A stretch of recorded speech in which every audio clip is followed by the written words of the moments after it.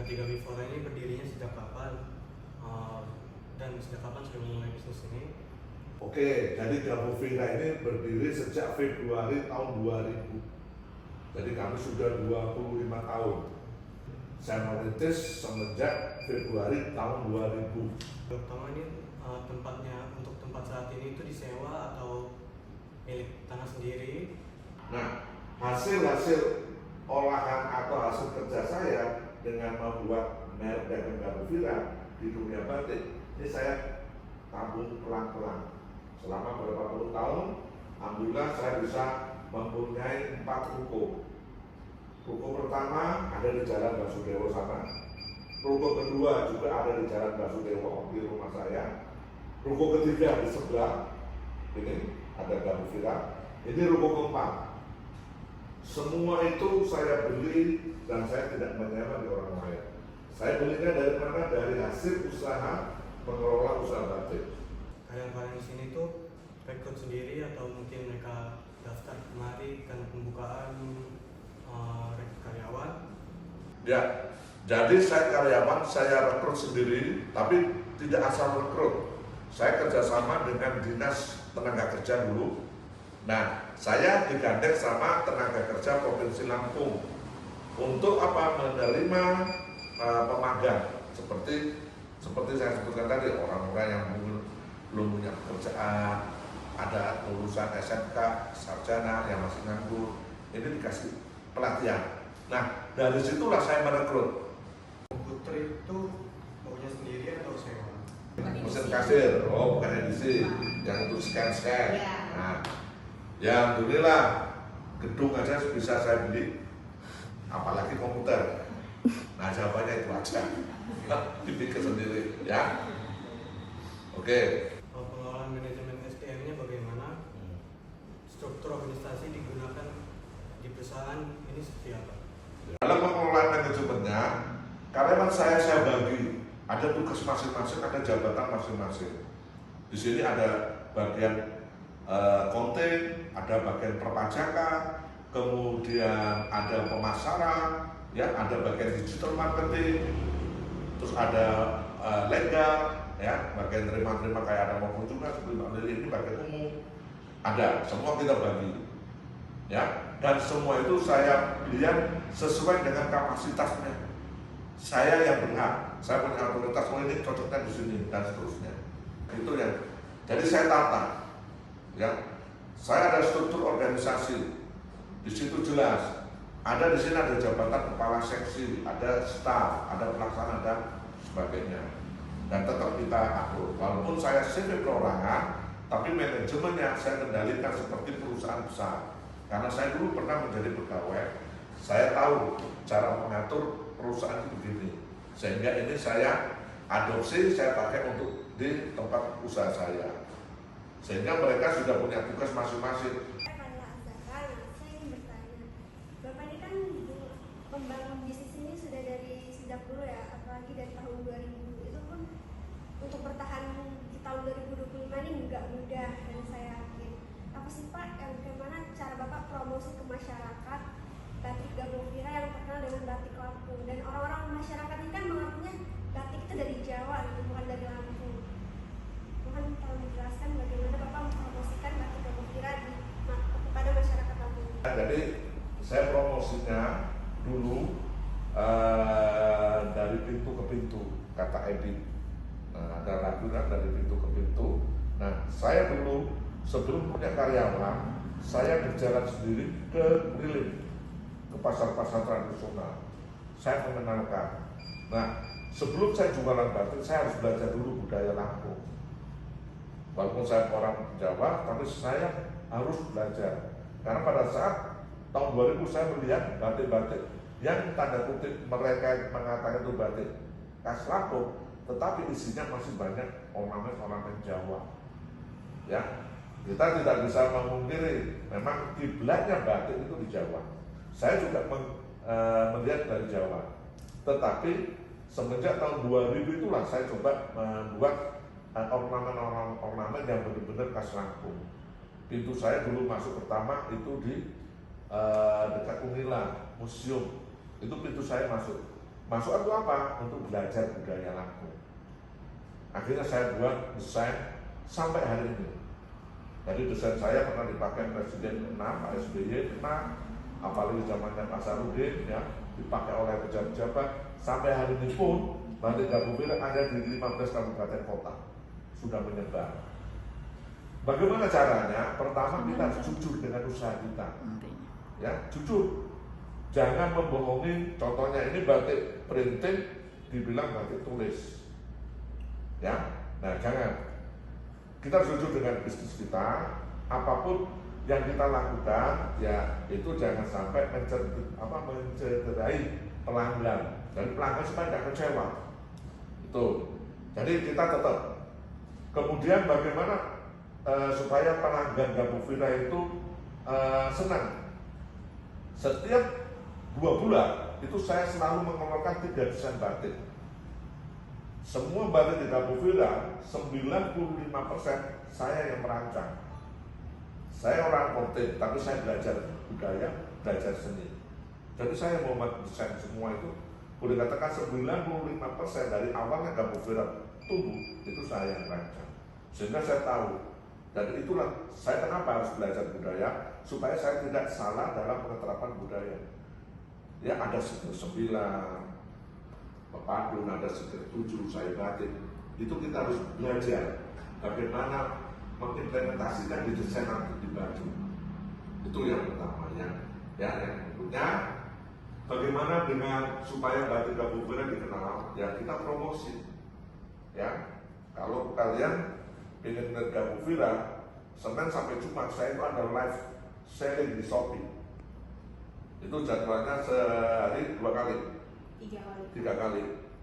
Ya, nanti bisa tanya Mbak Lili jam berapa aja, hari apa aja. Yang penting Senin sampai Jumat kita live sharing. Ini tujuannya apa? Untuk mempromosikan. Di media-media sosial kami ada website, ada Facebook, ada IG, ya, dan lain-lain. Itu ada semua. Di marketplace kita ada. Nah, tujuannya apa? Supaya kita bisa bersaing. Supaya masyarakat lebih mengenal Gabufira, kita lebih dekat. Nah itu. Nah, selain itu pelayanan di sini. Ya, kalau kalian masuk di Gabufira, yang kalian rasakan pertama apa? Baik sih Pak, penyambutannya yang lama. Selain itu, aromanya apa, bau busuk atau bau apa gitu? Wangi. Bau wangi. Itu masukan dari konsumen. Ya, saya dulu di Unila ada Isaac, pernah dengar? Ada kerjasama sama mahasiswa luar negeri kan? Mereka dulu didatangkan di Gabufira. Dari anak-anak Isaac dari luar negeri itu memberi saran ke saya berdasarkan pengalaman mereka di negara mereka. Kalau di sana katanya masuk rumah itu harum. Itu saya eksekusi.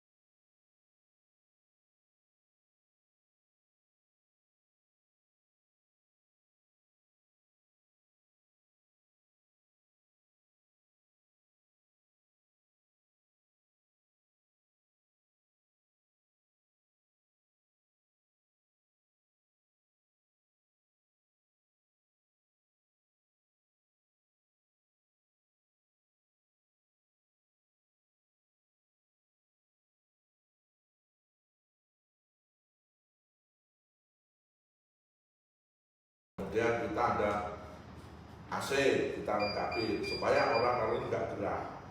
Nah, hal yang sepele itulah kadang-kadang kurang diakomodir sama teman-teman UMKM. Yang kedua, ya yang bukan kedua ya sudah banyak tapi ya. Yang berikutnya, satu yang harus kalian tekankan, saya tekankan kalau kalian memang melakukan usaha, jangan lupa sedekah atau ibadah sedekah. Ini yang digalaukan Gabus Viral. Saat COVID tahun 2020, banyak toko-toko tutup. Saya dengan mantra pancar saya bersedekah. Ini bukan tujuan riak, tapi saya sampaikan kenapa kami bisa berdiri sampai hari ini. Untuk gambaran kalian, bisa kasih contoh. Selain tadi sedekah, saya juga sedekah ke negara dengan cara membayar pajak. Jadi saya sedekah ke negara bukan sedikit. Di tahun ini saja, di tahun 2024 kemarin, saya sedekahkan ke negara 1,1 M. Coba kalau diberi mobil sudah dapat Fortuner, ya kan? Ya, ada lagi silakan. Selanjutnya menurut saya Nabila, pertanyaan saya apa saja masalah atau tantangan utama yang dihadapi dan bagaimana solusinya? Baik, kalau alhamdulillah kalau bagi saya untuk tantangan atau yang saya hadapi dalam mengelola usaha ini sebenarnya ya flat aja, nggak ada, ya nggak terlalu signifikan harus saya kekurangan dana, saya banyak hutang, saya produksinya KPR atau nggak punya bahan baku, enggak. Yang saya hadapi sekarang adalah penciplakan. Ya, di luar sana banyak sekali kalau kalian tahu produk-produk Gabus Viral dari 10 produk itu ada 4 yang diciplak. Yang diciplak siapa? Pemodal, orang yang punya toko-toko tekstil besar-besar itu yang diciplak produk Gabus Viral, diciplak. Nah itu. Jadi apa yang solusinya? Saya sebagai umat beragama, saya merasa terzolimi. Saya kembalikan ke Allah supaya mereka disadarkan, dan saya minta saya ditambah ilmu. Ilmu apa? Untuk berdesain lagi. Jadi selama dia menjiplak, saya akan keluarkan desain baru. Ya itu yang saya lakukan sampai hari ini. Orang menjiplak saya 1, besok saya keluarkan 3. Terus begitu. Karena saya merasa saya membuat desain, sehingga saya tidak kehabisan inovasi. Solusinya itu, ya. Kalau yang lain-lain persaingan kecil sih banyak, nah, teman itu kan nggak terlalu signifikan. Biasa kalau di dalam dunia usaha banyak sekali persaingan, jegal-menjegal antar UMKM, ya itu biasa. Nah di Bandar Lampung, saya adalah mengelola banyak UMKM. Kalau kalian tahu Masjid Al-Furqan, nah setelah itu ada galeri Al-Furqan, itu saya jadi ketua galerinya. Di situ banyak teman-teman UMKM. Kalian turun di bawah lantai 1, lantai 2, itu ada tapis, ada kopi, ada BP. Ini di bawah Dinas Perindustrian Kota Bandar Lampung.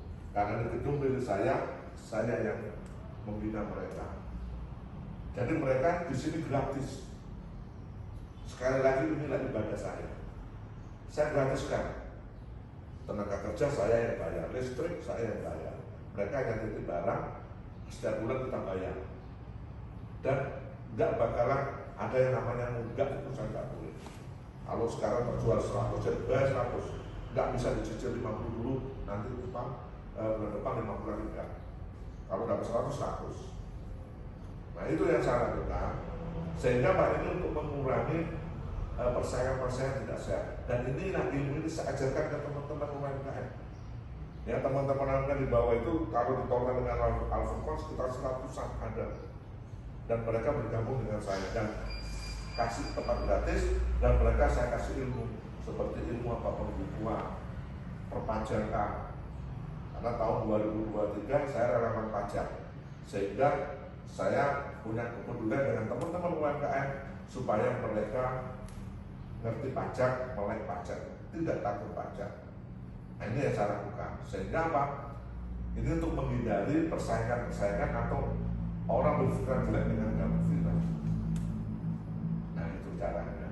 Jadi kita berbuat baik aja, ya kita berbuat baik aja sama orang, sama teman-teman UMKM. ya nanti Allah akan mengurus saya. Selesai. Jadi nggak usah dibuat terlalu ribet. Itu prinsip saya. Jadi kita berbuat nanam benih yang baik aja, nanti pasti tumbuhnya baik. Ini yang saya lakukan. Sehingga sampai hari ini pun yang menggoyang Gabu Vira, teman-temannya itu boleh dikatakan tidak ada. Persaingan sih ya hanya kecil-kecil aja, tapi itu nggak signifikan. Masih bisa kita atasi, masih bisa kita sadarkan mereka, karena mungkin tadinya mereka nggak kenal saya. Setelah saya tarik, jadi aksi itu ada musuh, bukan saya antemi musuh, enggak, saya tarik. Gabung dari satu. Yang tadinya dia negatif dengan Gabu Vira menjadi nuansanya positif. Karena tujuan saya mereka akhirnya sudah ngerti. Itu.